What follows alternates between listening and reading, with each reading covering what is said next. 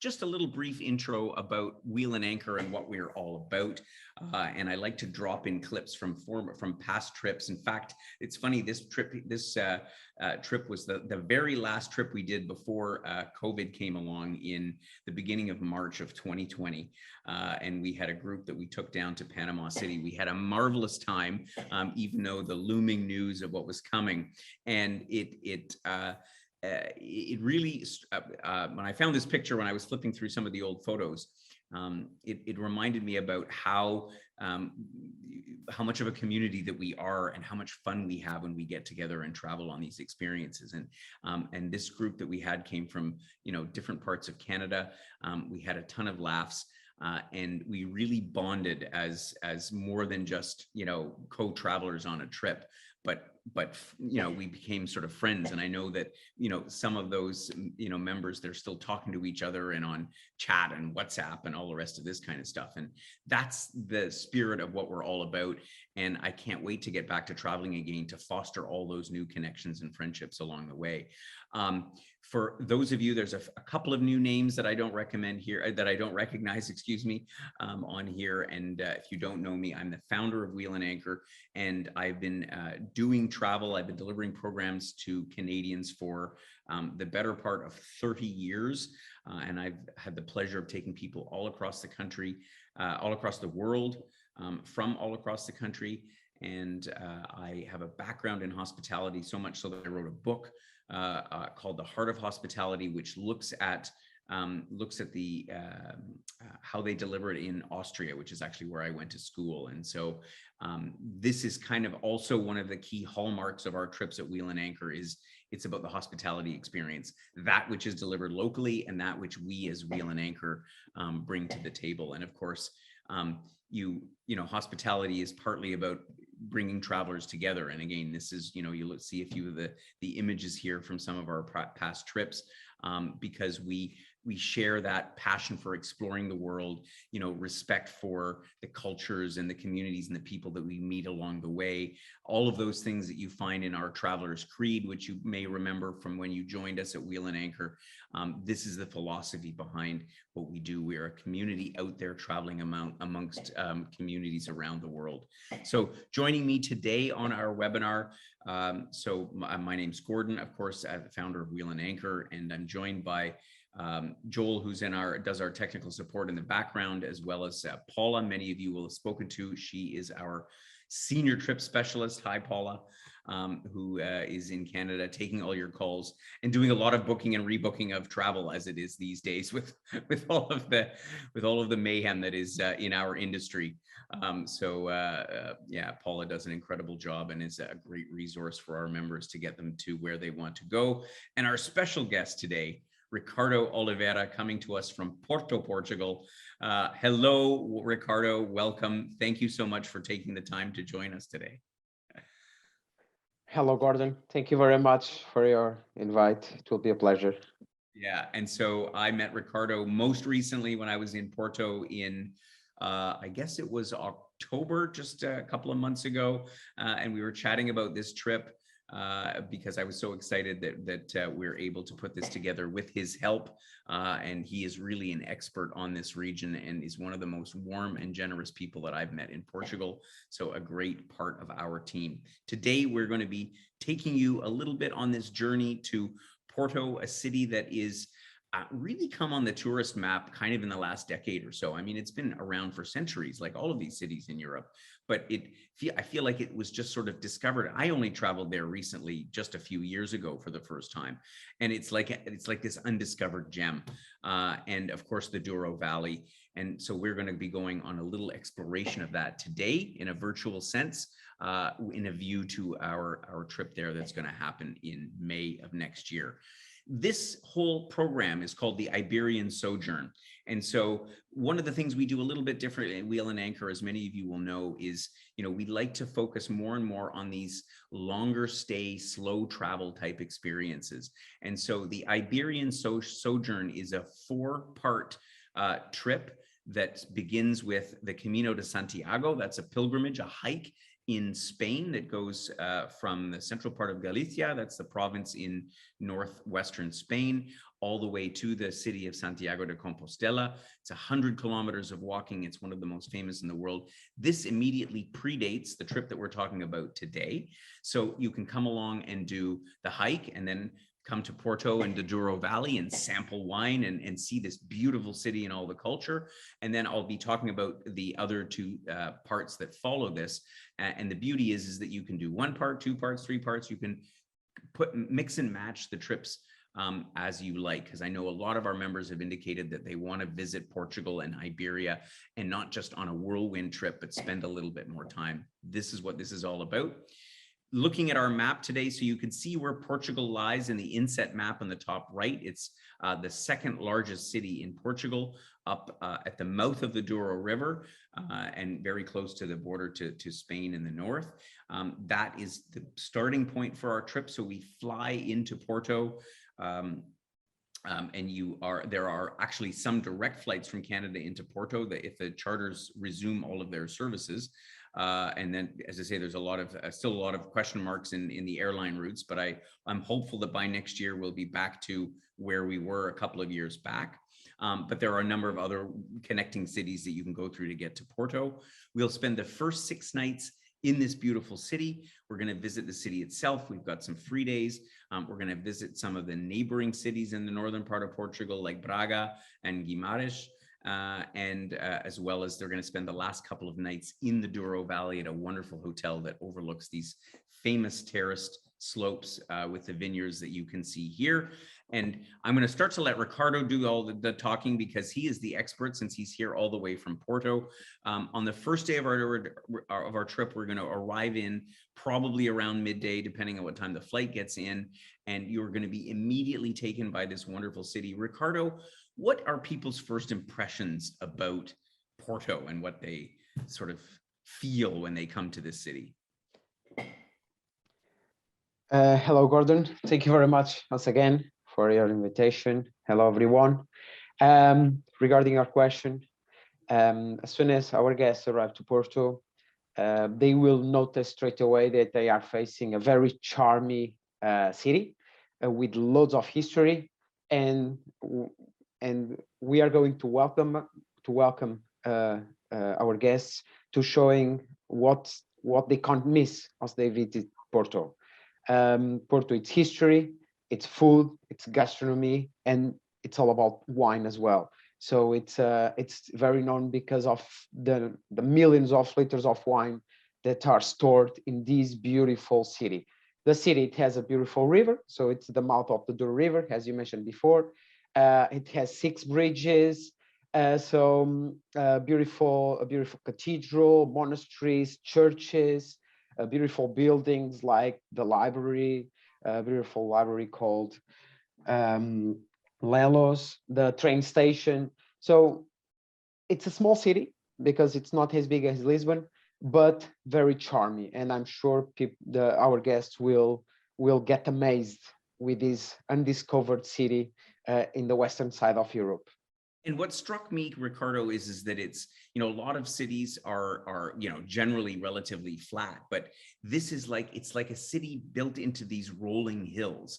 And so, walking around is a little bit more of a challenge because there seems to be like you're always going up or down, but it just creates so much charm because, of course, there's not just the parts that are along the banks of the Douro, but all throughout where the railway station is. It's just, I don't know, it oozes that sort of charm. I love Lisbon as well, but when I first went to Porto, it became my new favorite. Yes, definitely Porto, since more than 1,000 years ago, was built from the river up the hill. So Porto, it has a couple of different sides.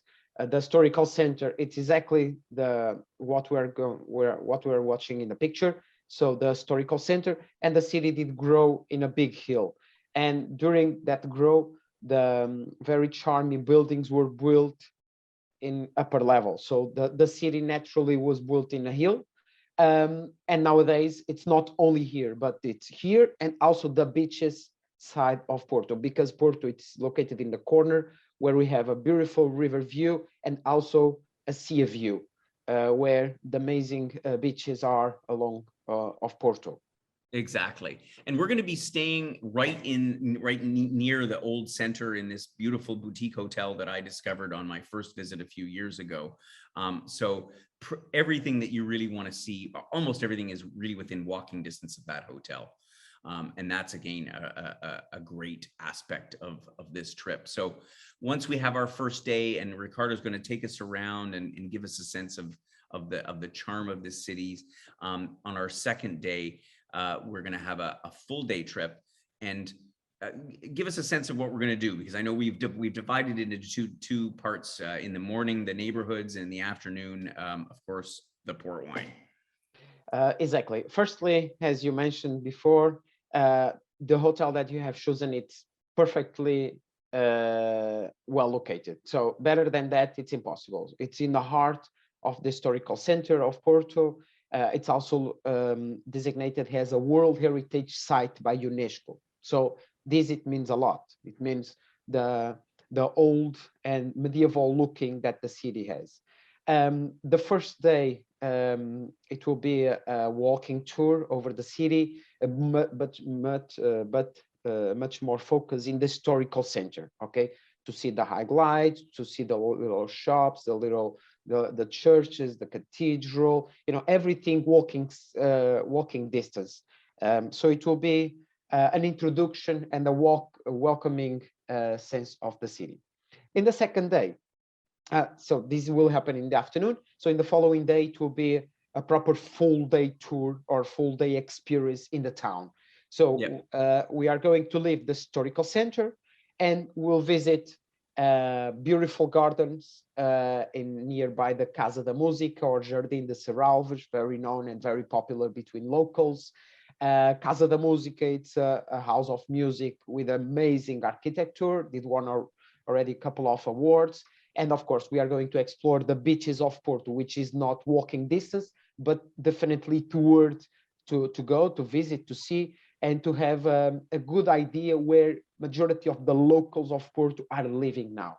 So it's the wrong idea that some people have, that locals live only in historical centers. It's not. So Porto, it's much more rather than the historical center. So we'll have overview around Porto, so the neighborhood, and we'll have lunch in a proper local traditional restaurant near the beaches of Porto, in a town called Matosinhos. So if you have a look in the web, it's a pretty amazing location where majority of the locals leave the historical center and go to have their lunch, to eat good fish, to have the sense and the breeze from the ocean, from the Atlantic Ocean.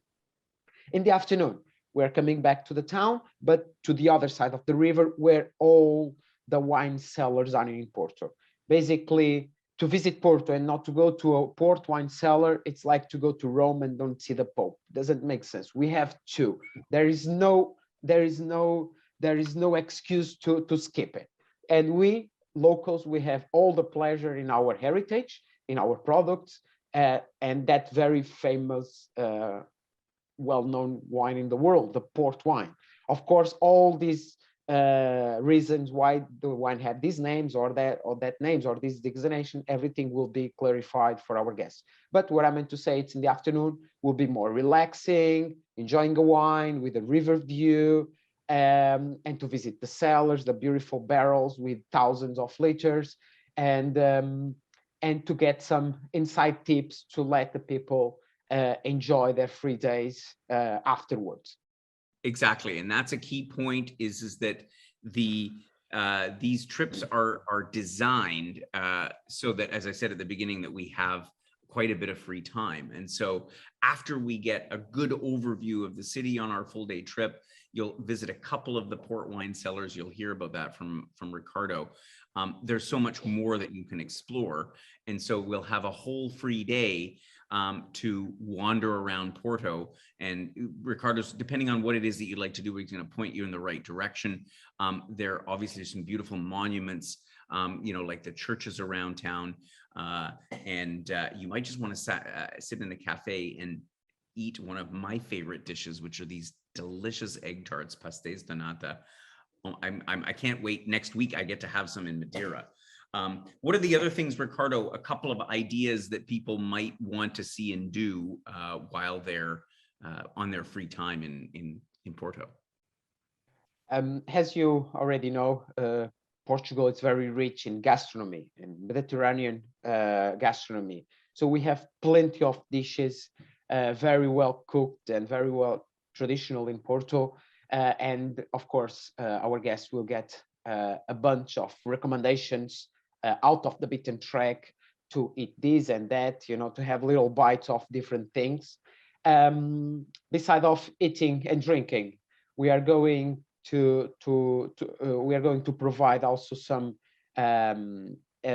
ideas for activities like tiles paintings or visiting a church or a proper monument that it's a little bit away of the historical center, but it were to go, or little activities, for example, the funicular, you know, to have an experience in the funicular, to have an overlooking to the town. You know, there are a lot of activities that for sure we were going to share with our guests to not let them having a boring days in Porto. Exactly. And there's so many things to do. And again, the beauty of this city is because it's compact, as Ricardo said, is it's so easy to just wander around and just soak it all in. And so after we've done that for a day, we come back to the scheduled part of our program. And I decided that it would be great to go up a little bit away from Porto to one of the smaller towns around. And we're going to do two such towns. One of them is Braga. And Braga, this is the oldest city in Portugal, is what you were telling me before, Ricardo. Yes, that's correct. Once we are in Porto, we have the opportunity to visit a couple of towns surrounding, you know, just 1 hour driving distance, which is very convenient. And since we have that opportunity, you have chosen two amazing cities in Portugal. Actually, the ones more important and more recognized by the history of Portugal. Braga, it's as you are asking, yes, it is the oldest city in Portugal. It was founded by the Romans more than 2,000 years ago. It was always the capital of the Catholic religion in the western side of Europe, competing with Santiago Compostela. So there already existed two main cities by the Catholics, Santiago and Braga. They were the biggest empires in the Catholic religion. And of course, being so important, they left an amazing heritage, churches, sanctuaries, beautiful gardens, buildings, very old, from the 16th, 17th, 18th century, something that majority of the times people have no idea how old the buildings are, but definitely they are. Luckily, they are very well preserved. So here, for example, in our picture, we are watching a beautiful sanctuary with a Baroque style. So Braga, it's very known because of its Baroque buildings from the 18th century. So it's the main dominant style in Braga. The historical center, it's also a word to visit, to go. It's out of the beaten track, so you get the sense that you don't see tourists around you, and at the same time you are having an amazing local experience in a beautiful area. So and definitely again, to visit Braga, it's worth to go. It's worth it to go, and that you hit the key point here is that it's one of the things that most people miss, because you know they often will come on a short trip and they'll only stay in Porto. And Braga is one of those places to stay. We have another free day in the program. And why? Because there's so much to see in Porto, you'll wish you had twice as much time. And of course, you can stay on longer if you want and explore even more on your own. One of my favorite stops is this Livraria Lello, which they say is the inspiration for Harry Potter. And tell us a couple things about this special library, because it's a very popular place to visit, and I think it's actually worth it. Yes, definitely during their free day,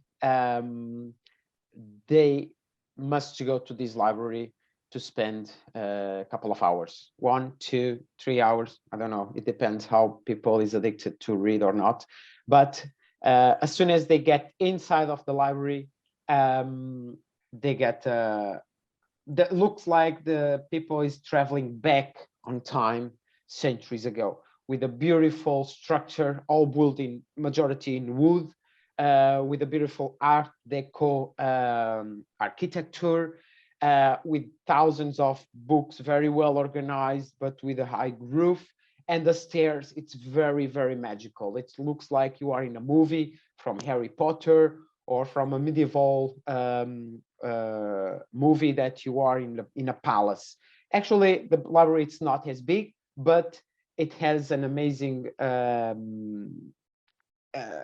feel once you are there. It looks like you are in a movie.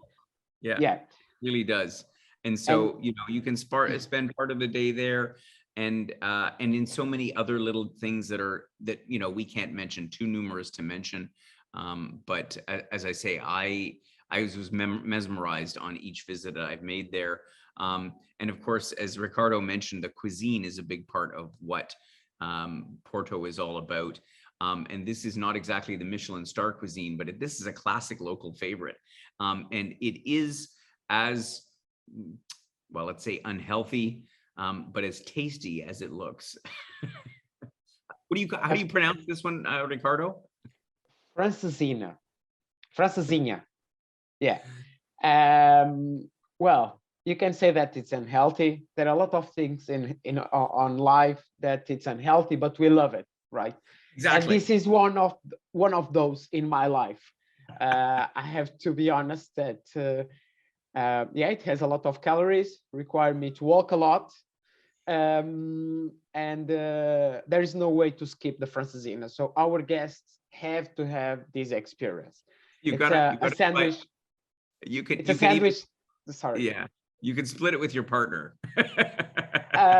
I never done it. I never share with anyone. I don't know how is the experience. Some people says that can work, but yeah, let's gonna talk serious. Yeah, so of course you can ask for a half order. This sandwich, it was born in Porto in the beginning of the 20th century. So it's something very, very Porto thing. So don't leave it for other city. The sandwich has to be eaten in Porto. You've got to eat it in Porto. We'll have another trip to a town or a small city nearby, Guimarães, if I pronounced it correctly. And once again, one of these spots that you know most people wouldn't get to, but we have the opportunity on this trip. What's special about this town? Like Braga, Guimarães, it's also very, very. It has a good value for the history of Portugal. Why? Because Portugal was born here in this town. The history of Portugal started here with a simple battle between a mom and the son. But regarding that, I will leave it for later. But it's a medieval town, so it's a city that it's very well recognized by UNESCO. Once again, the historical center, it's a World Heritage Site with a medieval looking, with walls from the 17th century, for example, that we're using to surround the city. It has a 10th century castle that I'm going to bring our guests in there to see. The castle actually is still in good shape for a 1,000 years old castle. Here it's also like traveling back in the time. Once again, 45 minutes driving distance from Porto, and it's those experiences that you can't miss once you are in Porto, because you will get a lot of history, a lot of medieval looking old churches, a cathedral, a palace from the 16th century. You know, once again, it's like you are watching a movie, but you are inside of the movie. You see where the kings and the queens were seated, were taking orders, you know, where people was living, their living conditions. But back in the days, not nowadays, back in the days. So Yeah, it's a really important place for the history of Portugal. And Guimarães, it's not a big city, it's a small city, but still in the top 10 of the most important, biggest cities in Portugal. But and the historical center is very important. yeah, it's a beautiful city. That's the important thing. And That's amazing. That's amazing. we have the time to visit it. And so we will have spent 6 amazing days in Porto to really get a sense of this city, so much so that you may want to even come back. We'll then head out for the last part of our trip, which is in the Douro Valley itself. And I mean, I think the scenery here needs no introduction. You've probably seen it before in National Geographic or perhaps on the cover of river cruise brochures. And the Douro River is a very important waterway which goes through Portugal, and the history, because it was how they transported all the grapes down the river.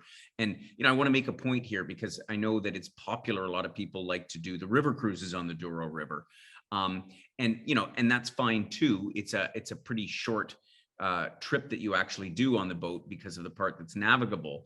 But the views that you get by staying on the banks of the river in a location similar to this, which is where our hotel is going to be, doesn't look exactly like this, but almost very much the same. And to be able to travel around the towns, being sort of at the top of all the hills, is I think the experience that really exemplifies what the region is all about. Explain to us in brief, Ricardo, this day we're going to do some wine tasting on our way up there. Yes. So visiting the Douro Valley will be like the cherry in the top of the cake in this whole experience. We are going to drive upstream the river, so the drive will be always very close to the river, will be very scenic. Briefly, this first day to the Douro Valley will be more focused in traditions, in history, in the location itself. But also we are going to visit a family to have a beautiful lunch cooked by the family, by the workers. So it's a special place.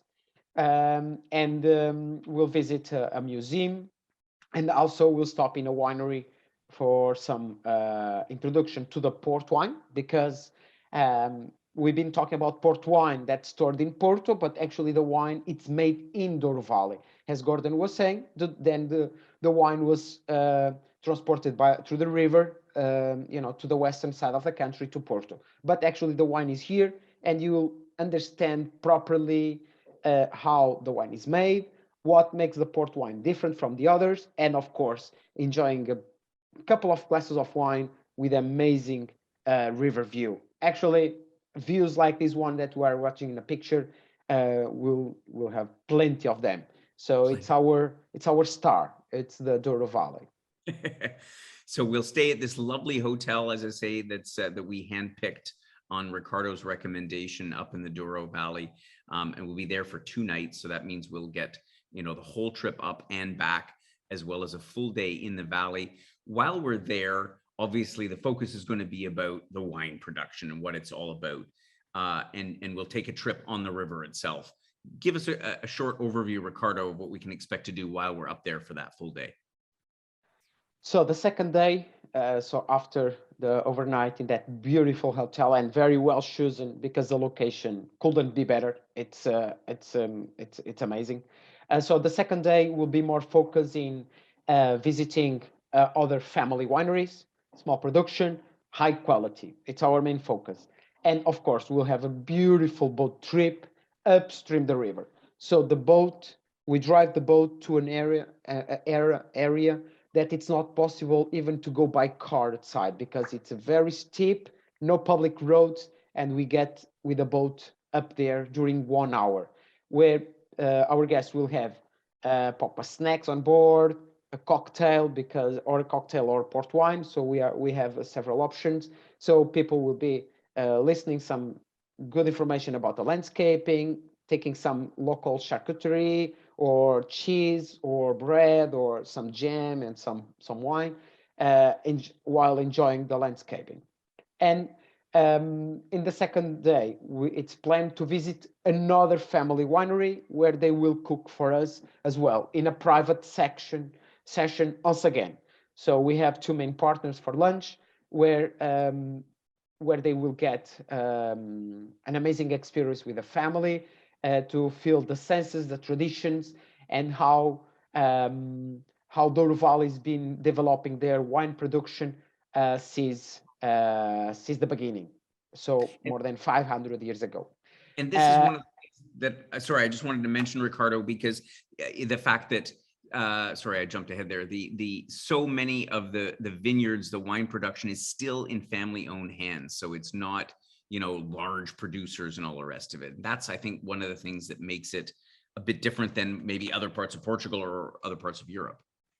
That's correct. So, of course, the big commercial companies, they exist, but definitely we are miles away of them. So our focus, and it's why you have chosen us. It's because we are out of the beaten track. We avoid those commercial ones. So our focus, it's the small family business, Yeah. very old with old tradition. So in all the wineries, our guests will have the sense how the wine is made, especially foot stamping. So in Douro Valley, family wineries still stamping their grapes by feet. So it's human job, no robots, no machine. So we go into the lagars, so our special tanks, and we stamp it. And only small family business still doing in that way. And that's what our guests will see and That's what will we get to experience. see. Yeah, and that's a very, very special aspect of being in the Douro Valley.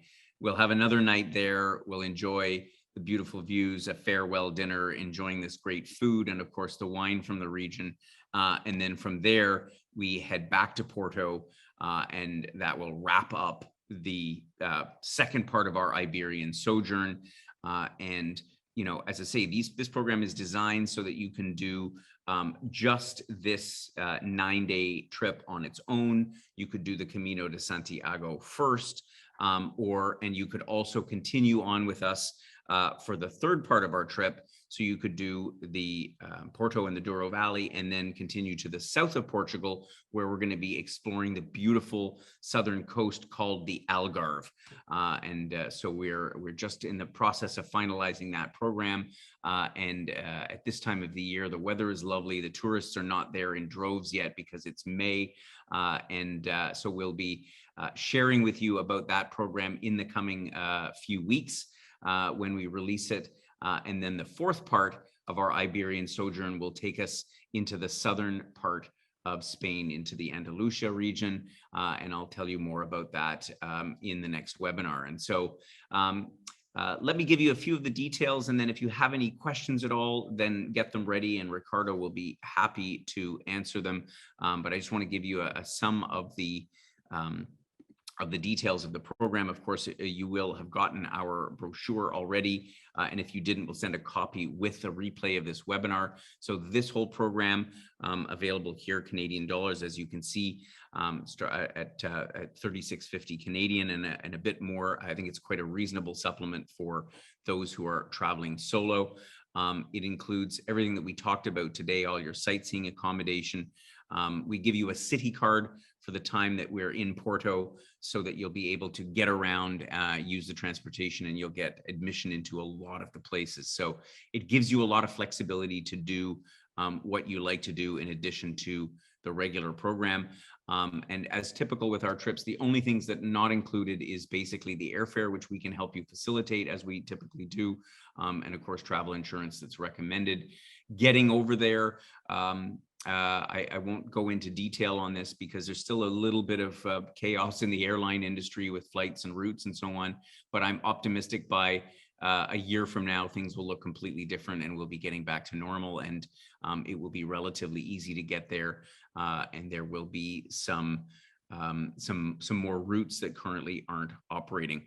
So as I say, if you have any questions with us, if you have questions that you'd like to ask offline, please, by all means, drop us an email, give Paula a call in the office. We're always happy to talk to you and to have a conversation about what this program is all about. In the meantime, Maybe there's some questions that have come in, Paula, from our members that Ricardo can answer about this great trip. I think you guys have done such an excellent job covering everything. We don't have one question today on this one out of everyone. So aside from what was in that delicious dish that Ricardo won't share with us, or at least his portion. But yeah, you answered that. So okay, no, good. at the moment, I don't think so. Yeah, it is. We don't have any questions at all. So my computer is talking to me. So, all right then. Well, in that case, if you do have any questions, then following this webinar or after you've reviewed the program, then do drop us a line. And if we don't know the answer, Ricardo certainly will. I want to take an opportunity to thank you, Ricardo. We're going to be seeing him with our members that are booked on our one of our very near upcoming trips to Porto in the Azores that's happening in April, so in just a couple of months' time. Looking forward to catching up with you then. And for those of you that might join us next year, you'll get to meet Ricardo live in person. He's a very personable guy and a wonderful ambassador for his city and this part of Portugal. Thanks again for joining us. Next week is going to be our webinar for the first in our Tropical Live Away series, Bali, Indonesia. So we're very excited about that. That's going to be, the program is going to happen in a year from now, starting in February of 2023. And so if you'd like to find out more about what Bali entails, join us in a week's time on February the 2nd. So it's going to be on a different day. It's going to be on a Wednesday as opposed to our usual Wednesday webinars. Just because of my flight schedule, I'm on my way to Portugal next week, of course. Wednesday at 11 o'clock about our Live Away program to Bali. Thanks again for joining us. I appreciate your time as always, and I hope you found it informative. And thanks to my colleagues, Ricardo and Paula, and we'll see you all again very, very soon.